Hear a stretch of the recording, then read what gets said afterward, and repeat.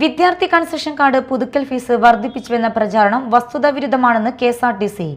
മാധ്യമങ്ങളിൽ പ്രചരിക്കുന്ന വാർത്തകൾ തെറ്റിദ്ധാരണ സൃഷ്ടിക്കുകയാണെന്നും നിലവിലെ ഫീസ് ഘടനയിൽ യാതൊരു വർധനയും ഉണ്ടായിട്ടില്ലെന്നും അധികൃതർ വ്യക്തമാക്കി.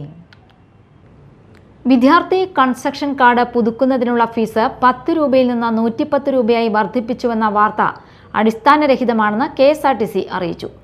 മാധ്യമങ്ങളിൽ പ്രചരിക്കുന്ന ഈ വാർത്തകൾ വിദ്യാർത്ഥികളെയും രക്ഷിതാക്കളെയും പൊതുജനങ്ങളെയും തെറ്റിദ്ധരിപ്പിക്കുന്നതാണെന്നും അധികൃതർ ചൂണ്ടിക്കാട്ടി. 12ാം ക്ലാസ് വരെയുള്ള സ്കൂൾ വിദ്യാർത്ഥികൾക്ക് കൺസെഷൻ കാർഡ് അനുവദിക്കുന്നതിനും പുതുക്കുന്നതിനുമായി ഓരോ അധ്യയന വർഷത്തിലും 110 രൂപ ഈടാക്കിയിരുന്നുവെന്ന് കെഎസ്ആർടിസി വിശദീകരിച്ചു. ഇതിൽ 100 രൂപ പ്രോസസ്സിംഗ് ഫീസും 10 രൂപ കാർഡിന്റെയും സ്റ്റേഷനറി സാമഗ്രികളുടെയും ചെലവുമായിരുന്നു. എന്നാൽ RFID അടിസ്ഥാനത്തിലുള്ള സ്മാർട്ട് കാർഡ് സംവിധാനം നടപ്പിലാക്കിയതോടെ പേപ്പർ കാർഡുകൾക്ക് പകരം സൗജന്യ സ്മാർട്ട് കാർഡുകൾ നൽകുകയും നിലവിലുള്ള കാർഡുകൾ തന്നെ പുനരുപയോഗിക്കുന്ന രീതിയിലേക്ക് മാറ്റുകയും ചെയ്തിട്ടുണ്ട്. ഇതോടെ സ്റ്റേഷനറി ചെലവായിരുന്ന 10 രൂപ പൂർണ്ണമായും ഒഴിവാക്കിയിട്ടുണ്ട്.